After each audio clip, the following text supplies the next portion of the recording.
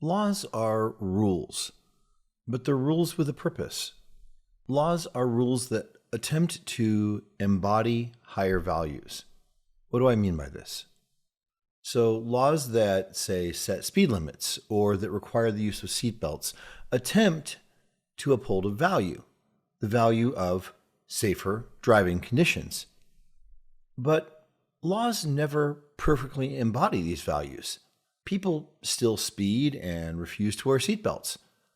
In fact, the National Highway Traffic Safety Administration estimates that last year, 2021, almost 43,000 people died in the United States due to road accidents. You could pass even stricter laws, forcing people to drive even slower and require everyone in the vehicle to wear 5-point harnesses like race car drivers, but would it really be safer? Would the additional burdens outweigh the risks? Would you need to add a roll cage to every car or make drivers and passengers wear helmets as well? In short, laws will never be perfect, and laws can and will be broken. With the number of laws on the books, it's been estimated that the average American commits 3 or 4 felonies a day. But what about values? Values can't be broken in the same way that rules can be broken. Values can only be betrayed. What do I mean by that? As I've mentioned in previous videos, every situation calls on us to put our values into a hierarchy and decide which ones we must uphold. Does that mean that we're betraying values that fall lower on the list in a given situation? Usually not. What I mean by betrayal is when we fail to act in accordance with our stated values, even when there isn't really a higher value to be upheld. Sometimes telling the truth really is the most important thing, and we know it. And yet, if we continue to lie, we are betraying that value. Our shadow might be saying to us, if we tell the truth right now, we'll just die. But we know that isn't literally true. Or our shadow might be saying, I wonder if I can actually get away with this. That would be a thrill. But we know that our addiction to living on the edge isn't really a value. It's one of the cursed artifacts hiding in the warehouse of our personality. These sorts of impulses are what cause us to betray our values.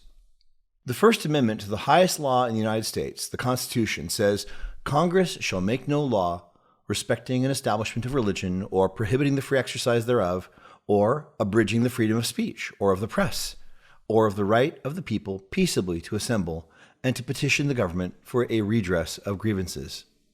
The Constitution is a document that limits the ability of government to interfere with the rights of the people. Congress shall make no law. Congress shall make no law.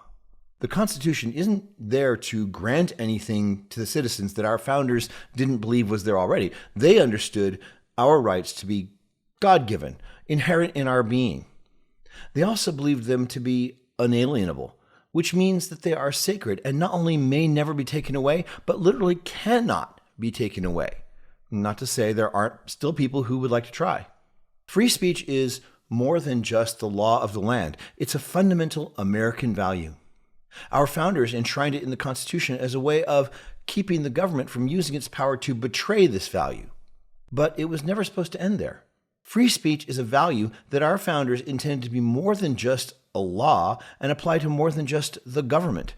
They understood that if Americans don't uphold freedom of speech as a value and not just a law on a piece of paper, then we would be headed toward losing all our freedoms. When you live in a totalitarian regime, you are strictly limited in what you can express. History is rife with examples where people were suppressed or killed for expressing ideas that went against those in power. Totalitarian regimes can come from the political left, like communists, or from the right, like fascists. What they have in common is that they believe they know what correct speech is, and they strive to take the power to suppress anything they don't agree with. And it doesn't stop with government. Businesses, NGOs, and religions have power too, and totalitarians want all of it. In George Orwell's novel, 1984, he envisioned a dystopia where the party INGSOC was attempting to control even what people could and could not think by using a whole spectrum of techniques: propaganda, the fear of continual war, deprivation, the rewriting of history, and the progressive introduction of Newspeak, a language which has the defining feature of getting smaller and less expressive with each new edition. The goal being that the only concepts that could be expressed were those that upheld the party's worldview.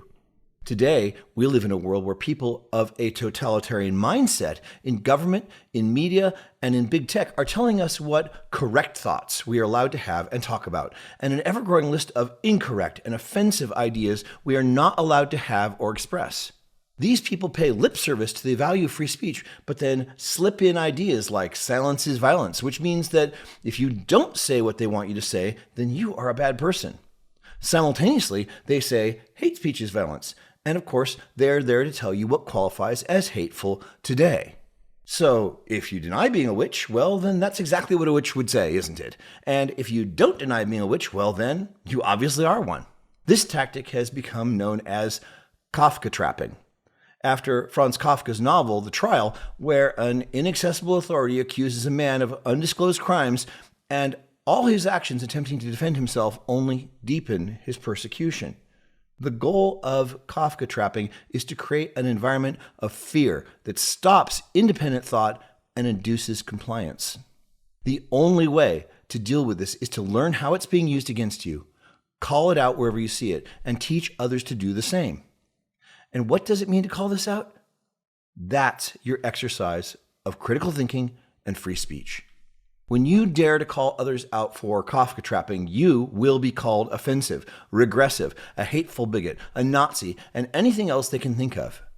At that point, turning their volume up to 11 in an attempt to drown you out is all they have left. Of all the human rights, there is no right to never be offended. Most people don't want to offend others, and this natural compassion is exactly what totalitarians want to use against you. If they can make you continually afraid of giving offense, then you are giving totalitarians permission to bring the walls of what counts as offensive in tighter and tighter around you until you find yourself in a world with not only no freedom to think or speak, but one in which you will literally need their permission to breathe. But what do you think? Let me know in the comments, and if you found this valuable, give the video a like. It definitely helps the YouTube algorithm find other people who would like it too. See you tomorrow.